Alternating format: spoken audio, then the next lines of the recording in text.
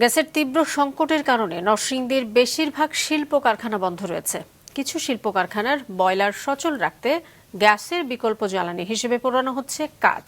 এতে অর্থনৈতিক ক্ষতির পাশাপাশি মারাত্মক ঝুঁকির মুখে পরিবেশ। নরসিংদী জেলা রিপোর্টার আল আমিনের পাঠানো তথ্য ছবি নিয়ে ডেস্ক রিপোর্ট। এটা কোনো ইটের ভাটা নয়।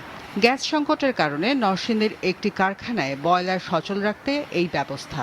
50টিরও বেশি কারখানায় এ কাজে ব্যবহার করা হচ্ছে কাঠ।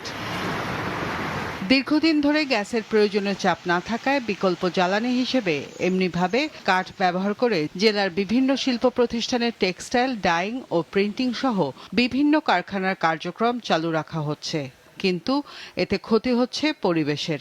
লাকড়ি দিয়া সাইডিং চলতেছে, তো সাইডিং চলার কারণে আমরা ধোঁয়া হয়, ধোঁয়া হওয়ার কারণে আপনার নানাবিধ সমস্যা হচ্ছে মানুষের। ধোঁয়া আমাদের শরীরে যাওয়ার কারণে অনেক শ্বাসকষ্ট হইতেছে।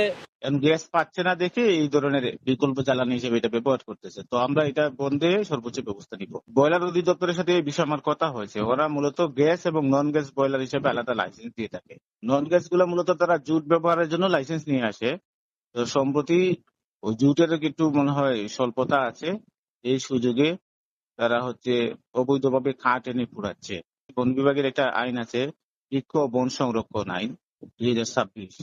তো এই আইনে ব্যবস্থা গ্রহণের জন্য আমি আমার ঊর্ধ্বতন কর্তৃপক্ষকে গতকালকে এটা চিঠি পাঠিয়েছি। প্রায় 1 মাস জেলার শিল্পাঞ্চলে গ্যাসের চাপ কম থাকায় এরই মধ্যে ছোট বড় 3 শতাধিক কারখানার উৎপাদন বন্ধ হয়ে গেছে।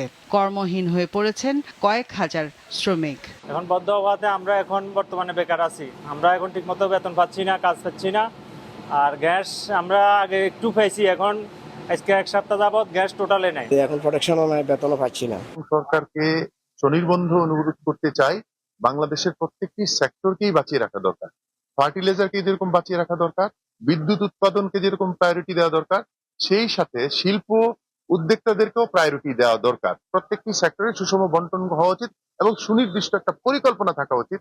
তিতাস গ্যাস কর্তৃপক্ষের দাবি, সরকারের নির্দেশনা অনুযায়ী ঘোড়াশাল, পলাশ, ইউরিয়া সার কারখানায় অগ্রাধিকার ভিত্তিতে গ্যাস সরবরাহ করা হচ্ছে। এরপর অবশিষ্ট গ্যাস দেয়া হচ্ছে সিএনজি স্টেশন, শিল্প কারখানা ও আবাসিক খাতে। এই মুহূর্তে সরবরাহ কম থাকায় আমরা শুধু সার কারখানায় গ্যাস দিচ্ছি। আশা করি ইনশাআল্লাহ দ্রুত স্বাভাবিক হয়ে যাবে। শিল্পের চাকা সচল রাখতে কাঠ পোড়ানোর সাময়িক সমাধান দিলেও তৈরি করছে নতুন পরিবেশগত সংকট। তাই শিল্প কারখানায় নিরবচ্ছিন্ন গ্যাস সংকট নিশ্চিতের দাবি সংশ্লিষ্টদের।